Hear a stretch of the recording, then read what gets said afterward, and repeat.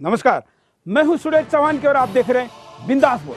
बिंदास हम आपके सामने आज मुद्दा लेकर आए हैं महिला दिवस के उपलक्ष्य में।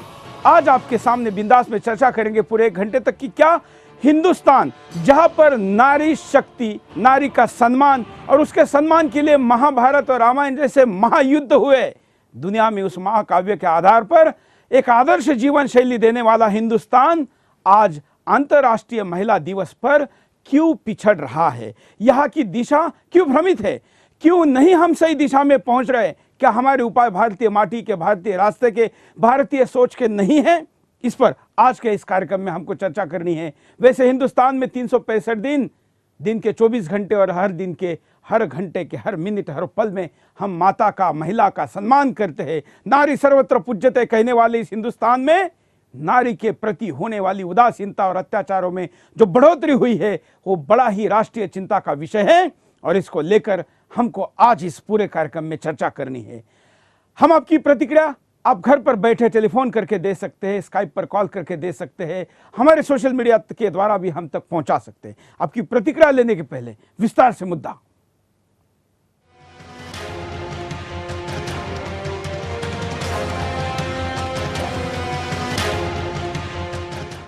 आज हिंदुस्तान प्रगति कर रहा है। महिलाएं भी गौरवशाली भारत के निर्माण में अग्रणी और प्रभावी भूमिका निभा रही हैं। विधानसभा, विधान परिषदों में महिलाओं की भागीदारी बढ़ी है।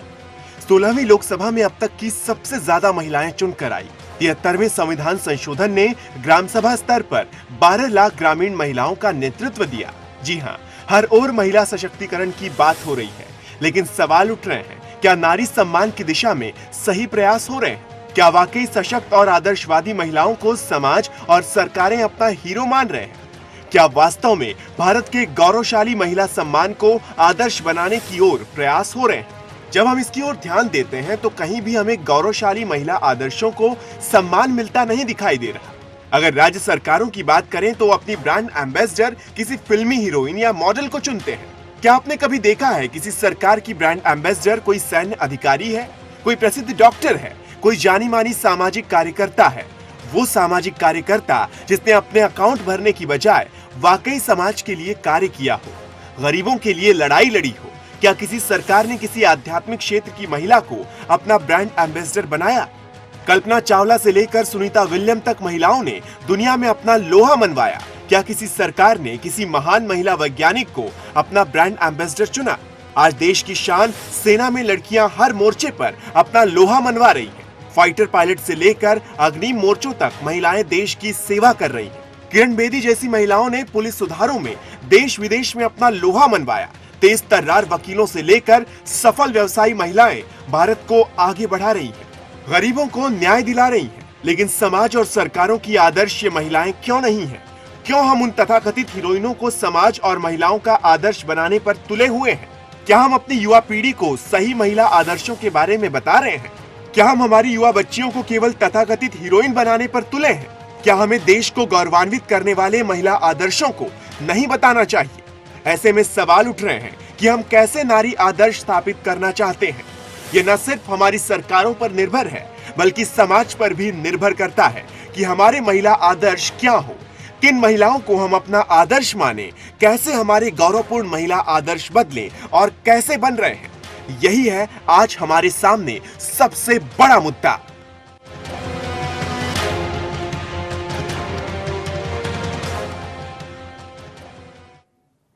आज इस पूरे कार्यक्रम में हमारे साथ 2 विशेष अतिथि भी स्टूडियो में उपलब्ध है। मैं उनका स्वागत करता हूं।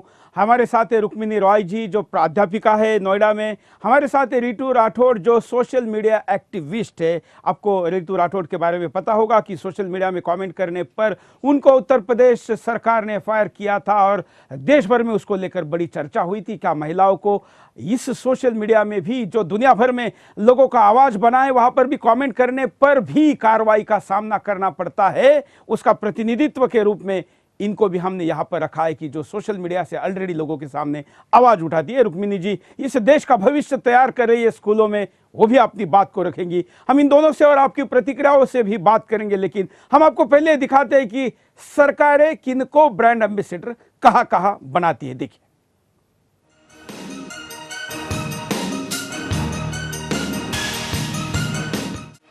देश की राज्य सरकारें अपना ब्रांड एम्बेसडर फिल्मी हीरोइनों को चुनती हैं। राज्य सरकारें अपनी सामाजिक योजनाओं के लिए ऐसी महिलाओं को उपदेश देने के लिए चुनती हैं जिन्होंने समाज और देश को गौरवान्वित करने वाला कोई खास काम नहीं किया। जी हाँ, सरकारें अपनी योजनाओं के लिए उन फिल्मी हीरोइनों को चुनती हैं जो कभी जमीन पर नहीं उतरी। केंद्र में पिछली यूपीए सरकार ने ग्रामीण स्वच्छ अभियान के लिए विद्या बालन को अपना ब्रांड एम्बेसडर चुना। क्या विद्या बालन ने कभी ग्रामीण भारत में जाकर गरीबी और गंदगी से लड़ाई लड़ी है? वहीं हरियाणा सरकार ने बेटी बचाओ बेटी पढ़ाओ अभियान के लिए परिणीति चोपड़ा को अपना ब्रांड एम्बेसडर चुना। अब आपको लग रहा होगा कैसे परिणीति चोपड़ा बेटी बचाओ बेटी पढ़ाओ को आगे बढ़ाएंगी। वहीं हिमाचल सरकार ने अपना ब्रांड एम्बेसडर कंगना रनौत को चुना है। क्या हिमाचल में कोई महिला सैन्य अधिकारी नहीं है? नए नवेले बने तेलंगाना ने तो हद ही कर दी। उसने अपना ब्रांड एम्बेसडर पाकिस्तानी बहू सानिया मिर्जा को ही चुन लिया। केंद्र सरकार ने इनक्रेडिबल इंडिया के लिए प्रियंका चोपड़ा को अपना ब्रांड एम्बेसडर बनाया है। क्या देश में कोई अंतर्राष्ट्रीय सामाजिक क्षेत्र या वैज्ञानिक क्षेत्र की कोई हस्ती नहीं थी? कुछ साल पहले ऐश्वर्या राय को केंद्र सरकार ने आई डोनेट कैंपेन के लिए अपना ब्रांड एम्बेसडर चुना। वहीं कुछ सरकारों ने दूसरी हस्तियों को भी चुना। झारखंड ने तीरंदाज दीपिका कुमारी को अपना ब्रांड एम्बेसडर बना रखा है, तो वहीं आंध्र प्रदेश सरकार ने जानी मानी बैडमिंटन खिलाड़ी साइना नेहवाल को अपना ब्रांड एम्बेसडर बना रखा है। उत्तराखंड सरकार ने एसिड अटैक विक्टिम को अपना ब्रांड एम्बेसडर बनाने की बात की है। अगर आप ऐसे लोगों को अपना ब्रांड एम्बेसडर बनाते हैं जिन्होंने वाकई देश के लिए कुछ गौरवशाली किया है तो कोई हर्ज नहीं है। लेकिन अगर देश के ब्रांड एम्बेसडर सिर्फ फिल्मी हीरो हीरोइन रहे तो कैसे नारी सम्मान प्रयासों को सही दिशा मिलेगी?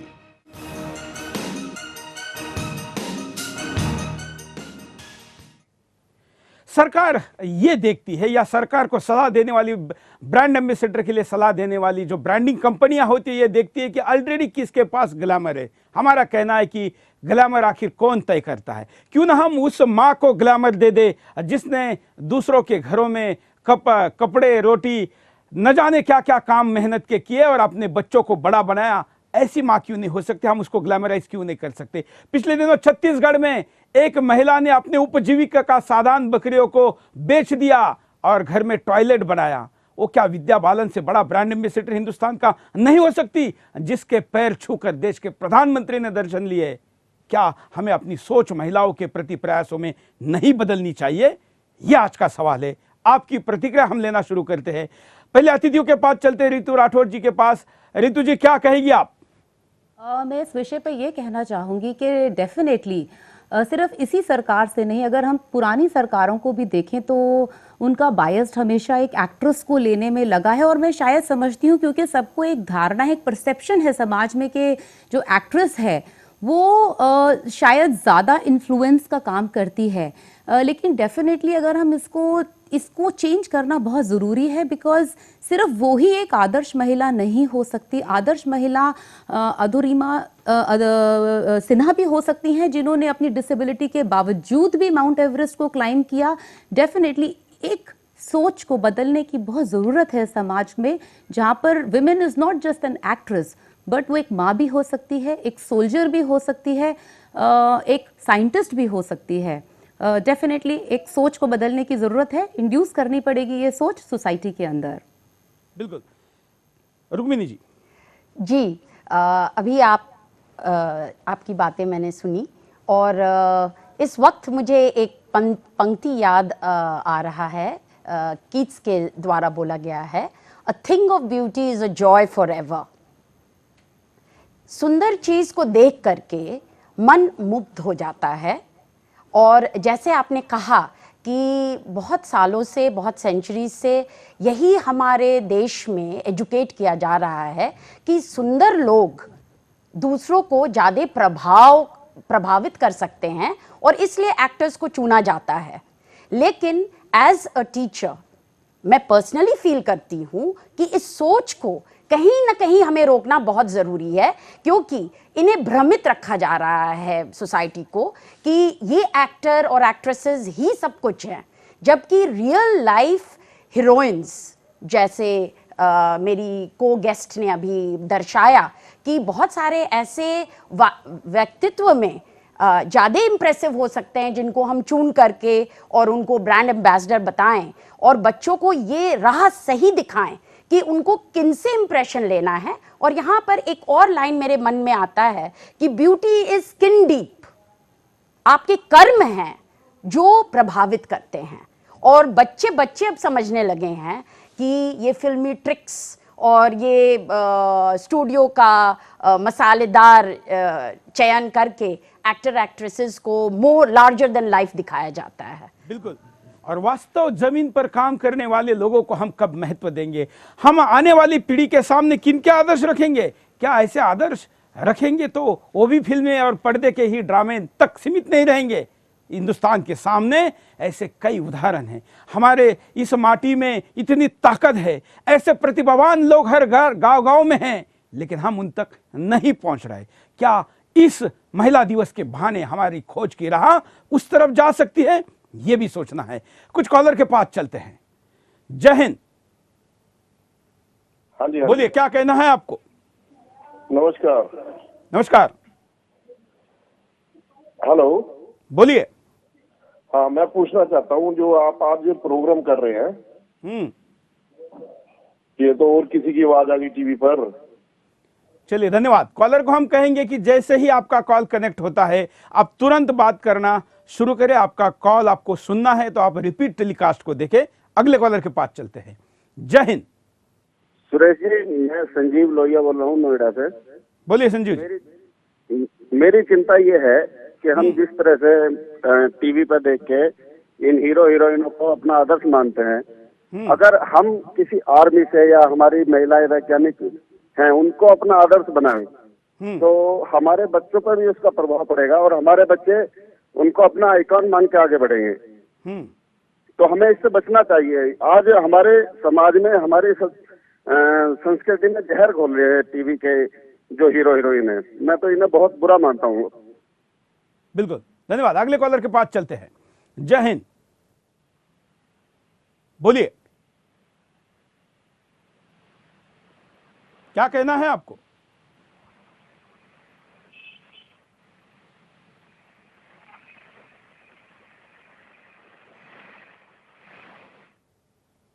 शायद कॉलर से संपर्क नहीं हो पाया। हम रितु जी के पास चलते हैं।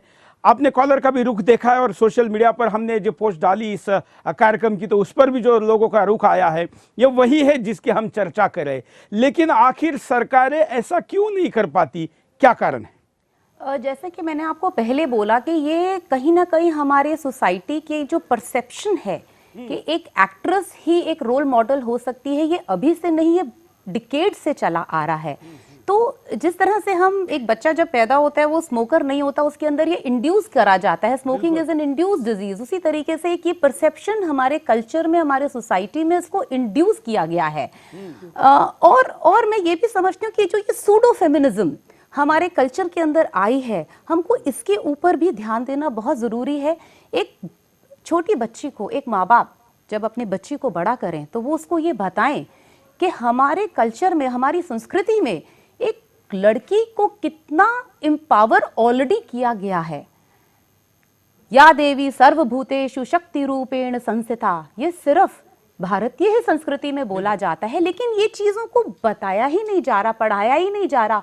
बच्चों को मालूम ही नहीं है कि एंशिएंट इंडिया के अंदर अनुसुईया जैसी देवियां भी हुई जिन्होंने कहा जाता है कि त्रिदेवों को बच्चा बना दिया था अपनी शक्ति से। तो शक्ति को की पहचान करवाना बहुत जरूरी है। इस पर अच्छा मुद्दा आपने उठाया है रुक्मिणी जी। आप पढ़ाती है, पढ़ाने वाले क्षेत्र का प्रतिनिधित्व करती है जी। आपका दोष नहीं है, लेकिन आप तक कंटेंट और सिलेबस पहुंचाने वाली इस देश की तमाम सालों की परंपरा ने क्या ये बातें कभी पहुंचाई है जो रितु जी कह रही है?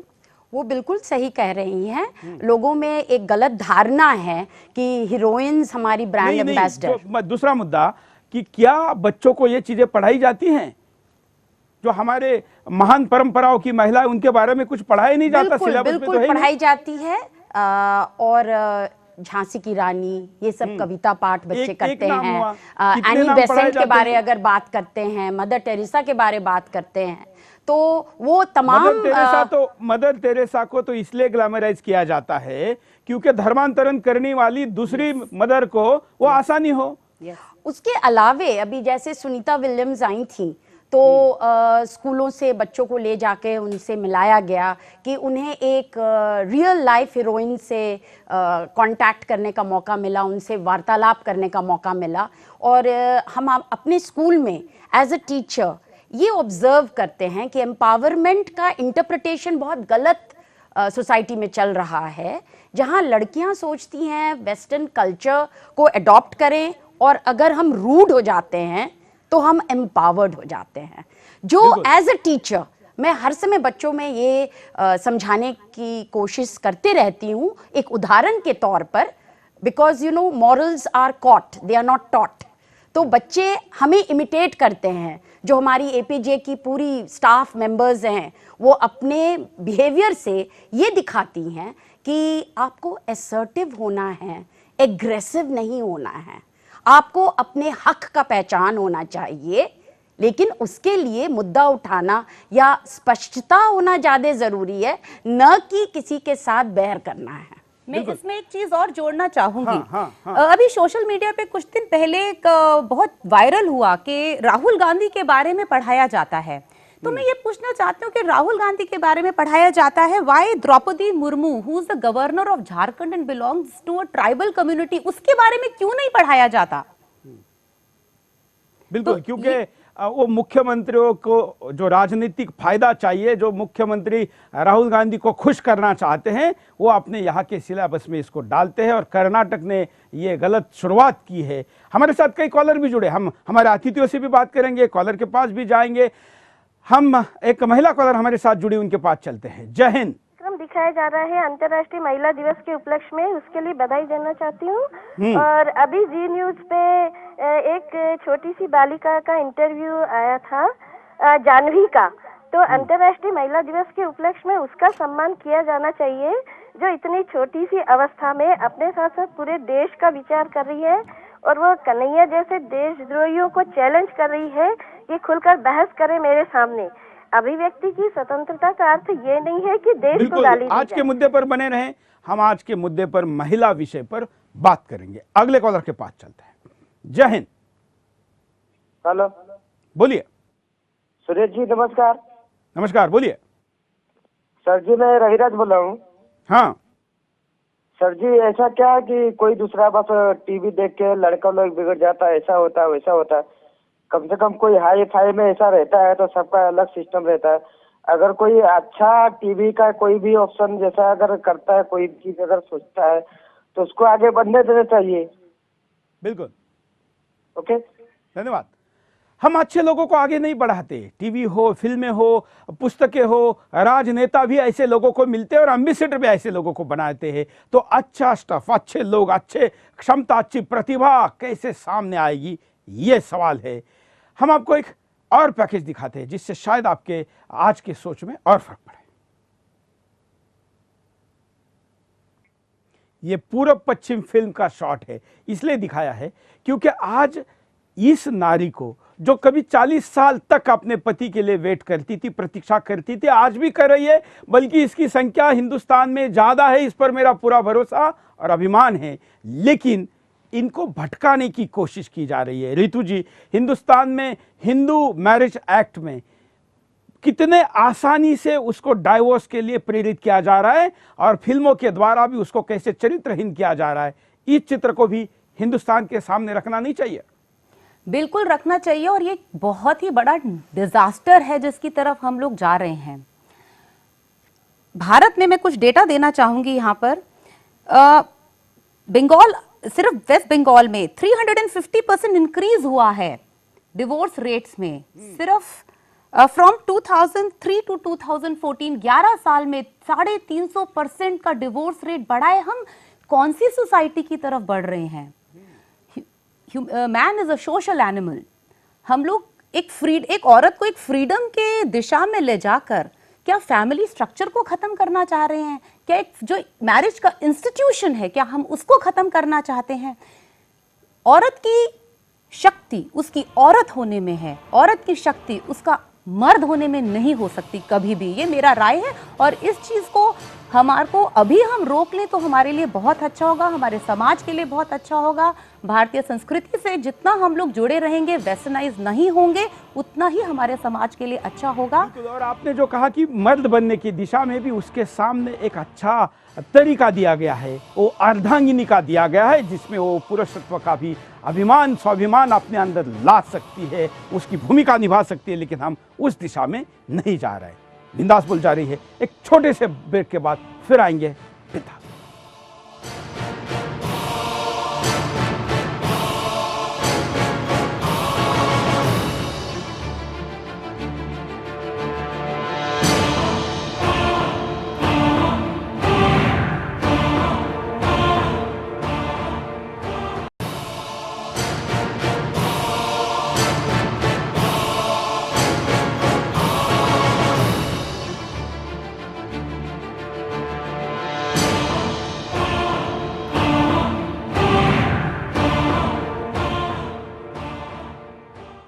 ब्रेक के बाद आपका एक बार फिर से स्वागत है। आप देख रहे हैं बिंदास बोल, और बिंदास में हम आपके सामने मुद्दा लेकर आए महिला दिवस विशेष पर हिंदुस्तान की सोच क्या है और आज के इंडिया की सोच किस दिशा में जा रही है, क्या इसको हम कैसे कम करेंगे, हम कैसे सही दिशा देंगे, और इन दिशा में सरकारें, आम आदमी और इस देश की संस्थाओं से लेकर तमाम सारे क्षेत्रों को हम एक राह पर कैसे ला सकते हैं, इस दिशा पे चिंतन करने के लिए आज का बिंदास का ये कार्यक्रम चल रहा है। हमारे साथ दो विशेष अतिथि मौजूद है और लाखों घरों से आप भी बड़ी संख्या में मौजूद है जो अपने फोन से सीधे कार्यक्रम में लाइव अपना कॉल करके अपनी बात को रख सकते हैं। कुछ कॉलर के पास भी जाएंगे, लेकिन ब्रेक पर जाने के पहले ऋतु जी कुछ मुद्दे को रख रही थी। ऋतु जी, आप कह रही थी कि महिलाओं को प्रेरित किया जा रहा है, बल्कि उनको उस्काया जा रहा है। प्रेरित करना तो बड़ा पवित्र और अच्छा पॉजिटिव शब्द है। मैं कहूंगा कि उनको उस्काया जा रहा है कि वो पुरुष की ऐसी बराबरी करे जिस बराबरी में दोनों का नुकसान हो। बिल्कुल, और मैं इस बात को बिल्कुल मानती हूँ और दोबारा यही कहूंगी कि औरत की शक्ति उसके औरत होने में है, उसका मर्द से कंपटीशन करने में नहीं है। और हमको अपने यंगर जनरेशन को ये बात बतानी पड़ेगी। मैं बहुत अच्छे से, मुझे याद है जब मैं छोटी हुआ करती थी तो मेरी जो दादी घर पे हुआ करती थी, वो पूरी एक फैमिली को रन करती थी। वो जो कहती थी उन्हीं की बात मानी जाती थी। तो ऐसा क्या हुआ एकदम से कि जहां वुमेन इतनी एम्पावर्ड थी, उसके बाद एकदम से वो डिटोरिएशन की तरफ चला गया और हम हमारी सोसाइटी में एक तरफ से एक हाहाकार मच गया कि विमेन वीक है, विमेन वीक है। विमेन तो कभी वीक थी ही नहीं हमारे समाज के अंदर, और विमेन की वीकनेस के नाम से एक फेमिनिज्म की हवा शुरू करी गई। उस दुनिया की पहली रानी हिंदुस्तान में हुई, और अभी भी अमेरिका, चाइना और दुनिया के जो बड़े देश है वहां पर प्रधानमंत्री, राष्ट्रपति महिला नहीं बनी है। यहाँ पर तो कई दशक पहले बन गई। लोकतांत्रिक हिंदुस्तान में भी दुनिया के सबसे ज्यादा लोक प्रतिनिधि महिलाएं हिंदुस्तान में है। लेकिन हमको वेस्टर्न सिखाता है, पश्चिम सिखाता है कि मैं नारी को सम्मान कैसे दिया जाए। बिल्कुल, वो सम्मान की उनकी मांग क्या है, वो सम्मान कैसे वासना भरा होता है, और कैसे वुमन एम्पावरमेंट का मतलब क्या है, ये आज की नारी में भरा जाता है। दीपिका पादुकोण का एक वीडियो हम आपको दिखाते हैं। आपके सामने ये वीडियो जो पिछले दिनों यूज किए गए शब्दों को तो हिंदुस्तान जरूर समझता है। ऋतु जी, ये वुमन पावरमेंट का आधुनिक वर्जन है जो हिंदुस्तान को आधुनिकता के नाम पर ऐसे रास्ते पर लेके जा रहा है जहां पर केवल गहरी खाई हो सकती है। क्या कहेगी? मैं बिल्कुल यही कहना चाहूंगी कि स्त्री तो एक ऊर्जा है। जहां पर वो उस ऊर्जा को बह के ले जाएगी, वहां वो एक समाज का सृजन भी कर सकती है और विनाश भी कर सकती है। तो मुझे तो ये वीडियो देख के सिर्फ विनाश ही विनाश नजर आता है। और यहाँ पर एक और बात मैं रखना चाहती हूँ कि एक पैरेलल ड्रॉ किया जा सकता है कि विमेन का, औरत का रोल एक फैमिली में सूर्य के प्रकार होता है, जैसे सोलर सिस्टम में। अगर औरत अपना ऊर्जा पूरे परिवार को देती है और एक उसमें एक जो नहीं दिखने वाला सेंट्रीफ्यूगल फोर्स चलता है, जिससे पूरा फैमिली का बैलेंस बना रहता है। अगर उस औरत को हिला दिया जाए और वो अपनी ऑल्टरनेटिव्स देखें। और जैसे आप पहले ऋतु जी से डिस्कस कर रहे थे कि बहुत डिवोर्स रेट बढ़ गया है, तो एम्पावरमेंट का मतलब ये नहीं होता कि आप ऑल्टरनेटिव्स देखना शुरू कर दें। You are a super woman, try out in every field, but you have compartments कि आप जिस तरह से एक ऑफिस का रेस्पॉन्सिबिलिटी शोल्डर कर रहे हैं, उसी चीज उसी मेरिट से घर का रिस्पॉन्सिबिलिटीज भी कैरी आउट कर रहे हैं, वो बैलेंस को लाने में। और एक्चुअली में ये बैलेंस, ये शक्ति सिर्फ औरत के पास ही है, ये मैन के पास नहीं है। Yes, they cannot free themselves from their careers, but we have these और compartments. उनके अपने मूलभूत करियर के बजाय दूसरे करियर के प्रति ज्यादा प्रेरित किया जा रहा है।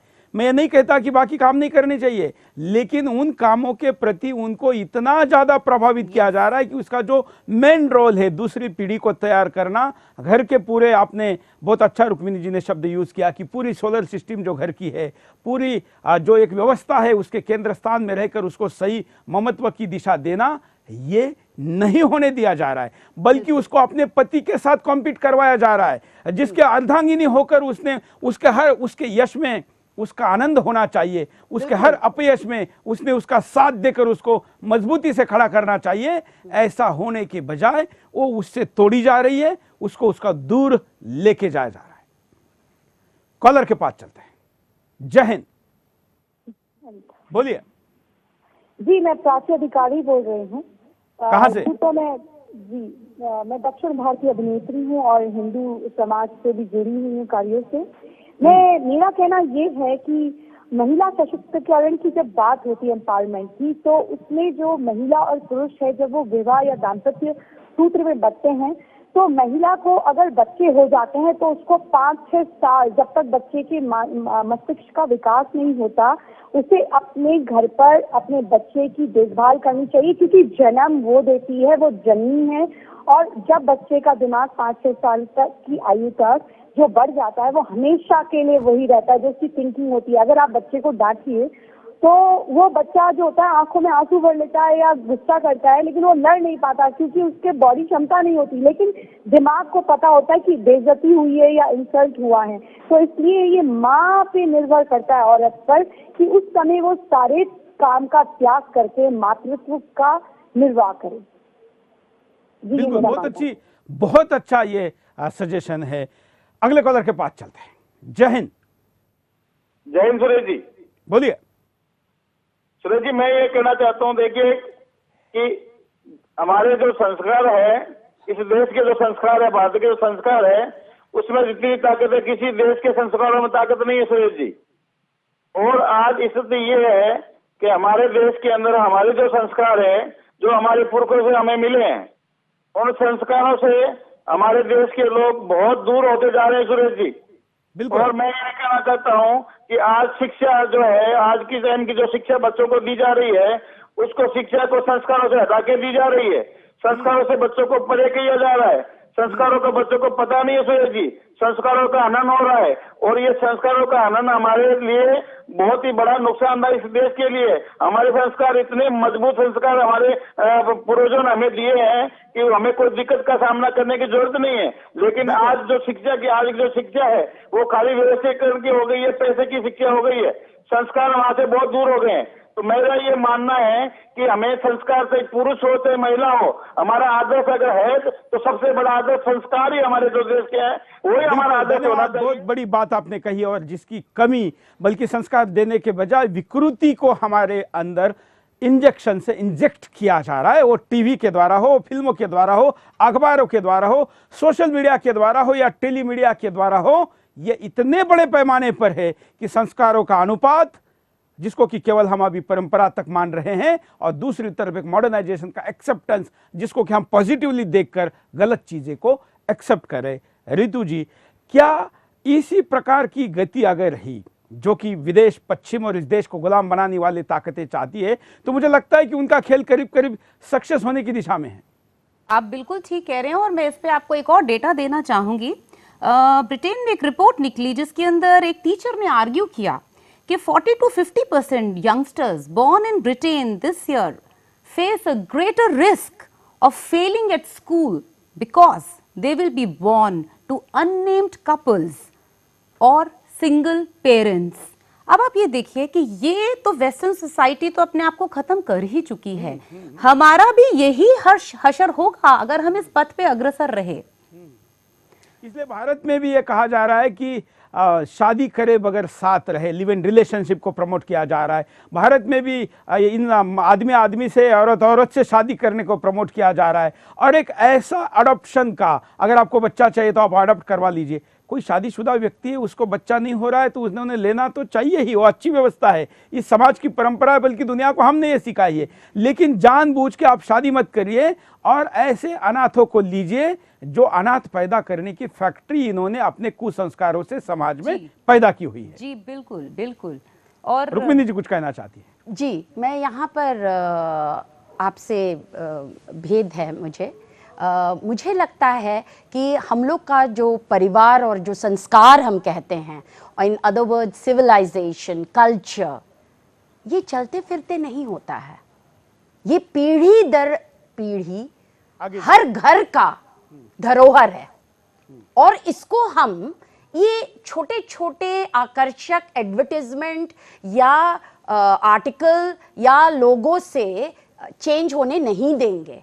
हर व्यक्ति अपने परिवार को अपने एक सीमा में बांधते रहता है और कुछ लोगों के गलत चॉइसेस से हम उसको एक स्वीपिंग रिमार्क नहीं दे सकते हैं कि क्या होगा, अन्याय हो गया, सभी लोग बदल रहे हैं। नहीं, हर संस्था में जिस तरह होता है उस तरह से। मैं एक एपीजे की टीचर हूँ और मैं अपने स्कूल के बारे में ये तर्क रखना चाहती हूँ कि इस मॉडर्न वर्ल्ड में it's a beautiful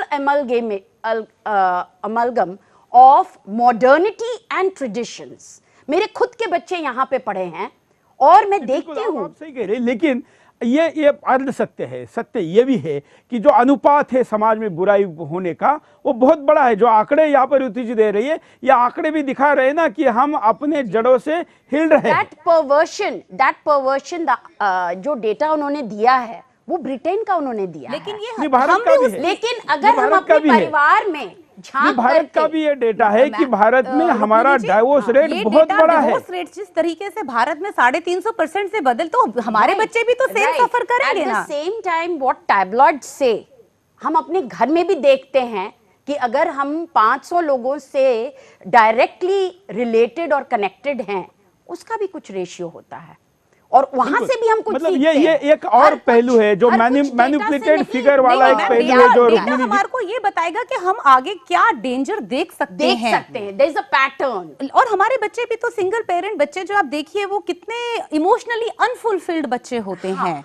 where people have given up that attachment and compassion with grand parents and अपने आप को काट करके रखे हैं, वहां ये डर बना रहेगा। लेकिन उसी बात पर मैं कह रही हूं, बहुत परिवार अपने मॉरल वैल्यूज से अपने बच्चों को बांध करके उनको एजुकेट कर करके रखने की कोशिश कर रहे हैं, सब अपने घर में। इसलिए तो हिंदुस्तान बचा है। यही तो उनकी चिंता है कि इतना सारा प्रयास करने के बाद भी ये बच रहा है। लेकिन अब इसके ये जड़ों को उन्होंने हिलाने में तो निश्चित तौर पर कामयाबी हासिल की है। इसका कारण ये है कि पैसा मैटर हो गया है। इस देश की बड़ी सी बड़ी फिल्म सितारे को आप लीजिए, दीपिका पादुकोण जैसी, क्या कमी है उसके पास, लेकिन उसको आप पैसे दीजिए और उसको मॉडर्नाइजेशन का या विदेशी फिल्मों का ऑफर या किसी पुरस्कार का लालच दिखाइए, वो ये फिल्म करने के लिए तैयार है। जो आपने स्क्रीन पर थोड़ी देर पहले देखी, जो आदा जी के नाम पर नंगापन को इतना प्रमोट कर रही है, क्या दीपिका पादुकोण को फॉलो करने वाले लोगों पर उसका कुछ प्रतिशत, अगर मैं कहता हूं कि 0.1% भी असर पड़ेगा तो इस हिंदुस्तान के लिए कितना नुकसानदेह रहेगा, हमको ये स्वीकारना पड़ेगा। और इसलिए इन विषयों पर, इन कारणों पर भी हम नजर डालते हैं कि क्या कारण है। देखिए, सरकारों का फिल्मी हीरोइंस से मोह। सरकारों को लगता है फिल्मी हीरोइंस को अपना ब्रांड एम्बेसडर बनाकर ज्यादा पब्लिसिटी कमाई जा सकती है, क्योंकि लोग फिल्मी हीरो हीरोइंस को देखना पसंद करते हैं। आदर्शवादी महिलाओं को ब्रांड एम्बेसडर ना बनाना।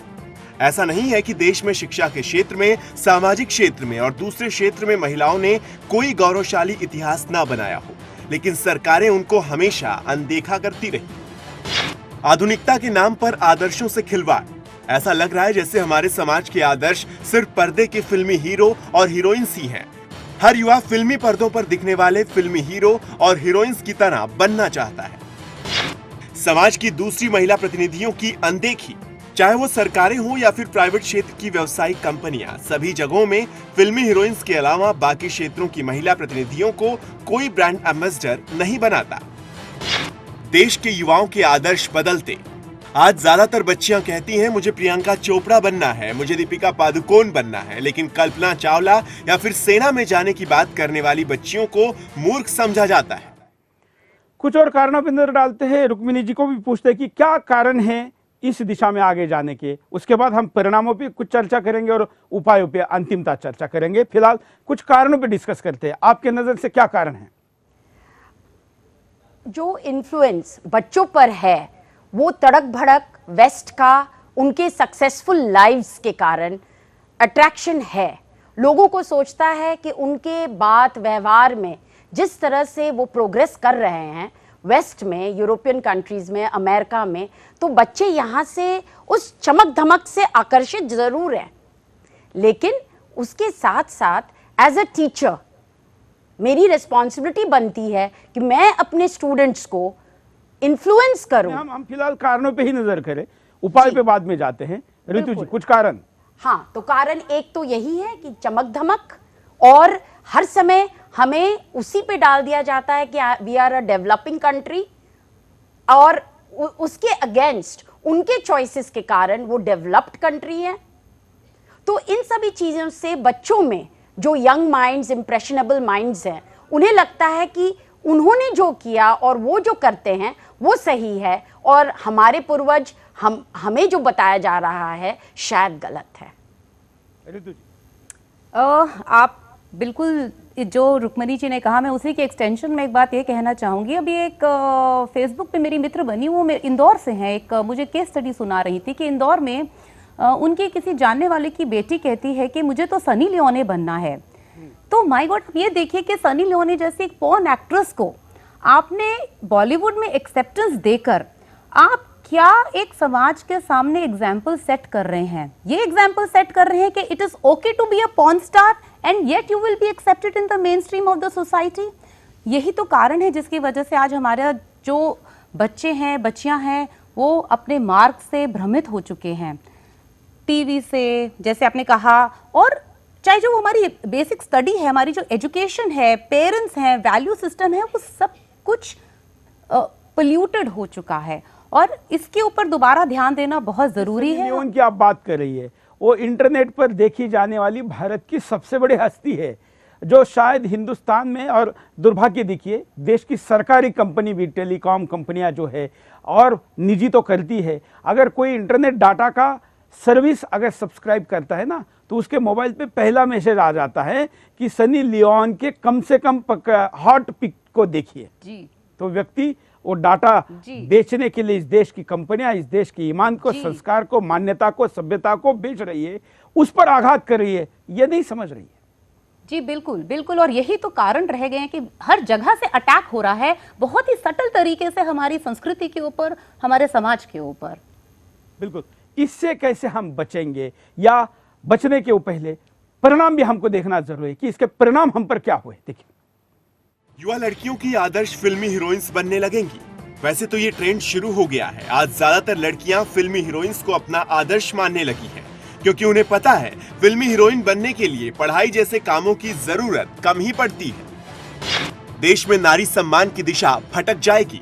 हम नारी सम्मान की बातें तो खूब बढ़ चढ़कर करते हैं, मगर ये नहीं सोचते कि ये दिशा किधर जा रही है, हम कैसे नारी आदर्श स्थापित कर रहे हैं, क्योंकि जो हमारे महिला आदर्श होने चाहिए वो हैं ही नहीं। देश में आदर्श स्थापित करने वाली महिलाओं के आदर्श युवा पीढ़ी तक नहीं पहुंच पाएंगे। न तो कोई सरकार उन महिलाओं को अपना ब्रांड एम्बेसडर बनाती है, और न ही समाज, क्योंकि ये महिलाएं हल्ला करने की बजाय काम करने में विश्वास रखती हैं। महिलाओं को सही सम्मान नहीं मिल पाएगा। हमें महिलाओं को सम्मान देने के साथ ही सोचना होगा कि हम कैसा सम्मान महिलाओं के लिए दे रहे हैं। जो महिलाएं हमारे समाज में सर्वोच्च स्थान रखती हैं, कहीं उनके सम्मान को ठेस तो नहीं पहुंच रही आधुनिक सम्मान के जरिए। कॉलर के पास चलते हैं। जय हिंद। बोलिए, क्या कहना है आपको? मुंबई से बोल रहा हूँ, उपेश राठौड़।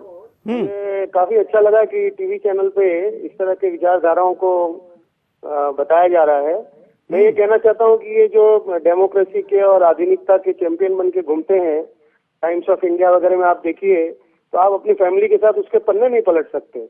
बिल्कुल नग्न स्त्रियों के फोटो आते हैं, अंडरवेयर, पुरुष के अंडरवेयर बनियान बेचने के लिए भी उनका सहारा लिया जाता है। ये सब मतलब जो चल रहा है, ये सब वेस्ट से उधार लिया हुआ विचारधारा है, जो हमें बहुत नुकसान करता है। हमें समझना चाहिए। और ये महिलाओं की समानता के नाम पर महिलाओं का विनाश करने का काम किया जा रहा है, जो कि वेस्ट से इम्पोर्टेड है। हमारे यहाँ तो शिवाजी को तैयार किया उनकी माता ने, महाराणा प्रताप को तैयार किया उनकी माता ने। हमारे यहाँ तो माता का कितना ऊंचा रोल है। हमारे घर में खुद दादी जी जो कहती थी वही चलता था। फिर आज मेरी माँ है, वो कहती है वो चलता है। तो ये मिसगाइड हो रहे हैं। हमें ये बताना चाहिए यहाँ के लोगों को, आपके टीवी के माध्यम से, कि इस तरह से मिसगाइड ना हो लोग, और नारी स्वतंत्रता का सही अर्थ समझे। उनके सम्मान में स्वतंत्रता है। जैसे हम हमारी ज्वेलरी है उसको सेफ में रखते हैं, तो ज्वेलरी हमारी स्त्रियों के लिए है, तो स्त्रियों को कितना सेफ में रखना चाहिए, इस बात का हमें ध्यान रखना चाहिए। बिल्कुल, और उसके ऊपर ही सबसे ज्यादा प्रयास हो रहा है। रुक्मिणी जी, छत्रपति शिवाजी इस देश का किसी भी महापुरुष लीजिए, वो माता से प्रेरित है, उसकी माता ने उसको संस्कारित किया है। कोई भी लीजिए, क्या ये प्रेरणा आज महिलाओं में बची है? क्या वो शिवाजी बनाना चाहती है? क्या वो विवेकानंद बनाना चाहती है? क्या वो भगत सिंह बनाना चाहती है? दुर्भाग्य है, ये जवाब ना में आएगा। माँ का रोल हर घर में बहुत ही निजी और बहुत ही महत्वपूर्ण है। पहले लाज और सेफ्टी सबसे बड़ी बात थी। तो शिवाजी हो या राणा प्रताप हो, उनकी माएँ करेज जैसी चीज़ें ज़्यादा अपने बच्चों में डाली। आज के ज़माने में चीज़ें बदली हैं और सोसाइटी में माँ का रोल घर में एक दोस्त का हो गया है। साइकोलॉजी एक बहुत बड़ी चीज़ हो गई है जो प्ले में आ गया है घर पे। अब करेज मैं नहीं बताऊंगी, मुझे अपने बच्चे को समझना, और जहाँ पे महिलाओं का बात हो रहा है तो मैं अपनी बेटी को समझूंगी कि वो करना क्या चाहती है, और इस सोसाइटी में उसको मुझे हर वक्त उसके इंटरेस्ट को गार्ड करना है कि वो वैसा कर सके। तो रोल माँ का बदला नहीं। होता क्या है कि हम बच्चों को पैदा होने के पहले तय करते कि उसने क्या बनना है, और हम मतलब मैं आपकी बात नहीं कह रहा हूं, मैं आज के समाज का रुख बता रहा हूं। आज क्या किया जा रहा है कि उसको पैदा होते ही उसको बताया जा रहा है कि तुम ये बनो, या अगर वो अपने चॉइस से भी बनना चाहता है तो उसको वो चीजें बताई जा रही है जो उसके व्यक्तिगत जीवन के लिए तो उपयोगी हो सकती है। तो सार्वजनिक जीवन की बातें उसको नहीं बताई जा रही। उपाय की दिशा में दोनों से मैं 2-2, 3-3 उपाय अगर आप 10 सेकंड में बता सके तो अच्छा होगा। मुझे लगता अगर इसी पॉइंट पे, तो होता क्या है कि पेरेंट्स लोग अपने अनफुलफिल्ड ड्रीम्स अपने बच्चों पे थोपना चाहते हैं। अगर वो डॉक्टर नहीं बन पाए तो बच्चे को डे 1 से चाहते हैं कि वो डॉक्टर बने, जो सही नहीं है। उस बच्चे को एम्पावर करने के लिए उसको एक फ्रीडम देना होगा कि वो अपना इनेट स्ट्रेंथ को झांक के देखे कि वो किस चीज में सही है। लेकिन वो जो फ्रीडम है, वो जो आजादी है, उसकी व्याख्या ही तो अब गलत बनाई जा रही है ना। आप कन्हैया का मैटर देख रही है जी। जैसे एक पतंग को उड़ाने के लिए एक डोर, उसके डोर को आप पकड़े रहते हो, वो रोल है माँ का। बिल्कुल। और मैं अपने आप को बेहतरीन उदाहरण है। बिल्कुल, मैं अपने आप को शिवाजी या राणा प्रताप की माँ से कम नहीं समझती हूँ। मेरा रोल भी अपने घर में अपने बच्चों के तरफ वैसा ही है, और मैं किसी माँ के तरफ से भी ये बात पुष्टि कर सकती हूँ कि हर माँ अपना रोल कर रही है। बिल्कुल। रितु जी, उपाय? मैं ये समझती हूँ कि हमारा जो समाज का जो बेसिक स्ट्रक्चर है वो अध्यात्म के ऊपर बेस्ड है। हमने वो अध्यात्म की बातें ही अपने बच्चों को के साथ करना छोड़ दी हैं। तो सबसे पहले, जैसे रुक्मिणी जी ने कहा, एक माँ का दायित्व बनता है कि वो अपने बच्चों में सही संस्कार, संस्कृति के साथ जुड़ते हुए संस्कारों को करे। लेकिन ये सिर्फ एक माँ का रोल नहीं, क्योंकि जब बच्चा अपने माँ से निकलकर बाहर अपने फ्रेंड्स के साथ मिलता है, अपने स्कूल में जाता है, वहाँ पर उसको एक बहुत डिफरेंट माहौल मिलता है। तो मैं ये समझती हूँ कि ये सरकार को पॉलिसी लेवल के ऊपर हर अपने कल्चर को प्रमोट करना चाहिए। जितनी हमारी जो मीडिया की कंपनीज हैं, उनके ऊपर कोई पॉलिसी लेकर आना चाहिए। आई मीन अगर आप कोई मैगजीन उठाते हैं, टाइम्स ऑफ इंडिया का जो मैगजीन सेक्शन होता है, तो बाप रे, आप live in relationships, marriage, divorces, बिल्कुल, ये आपके ना केवल अनचाहा आप तक पहुंचाया जा रहा है, बल्कि मैं तो उसको आक्रमण मानता हूं कि ये सांस्कृतिक आक्रमण जी है। जी जी। तो इसमें घर से लेकर सरकार तक दोनों को मिलकर इसके ऊपर काम करना पड़ेगा, तभी इसके ऊपर कुछ हम ये इसको कंट्रोल बिल्कुल किया कर जा पाएंगे। सकता मैं है। आप दोनों का आभारी हूं कि आपने टाइम निकाला आज के कार्यक्रम में हमारे दर्शकों के सामने एक चिंतन मंथन किया। आप दर्शकों का भी मैं आभारी हूं।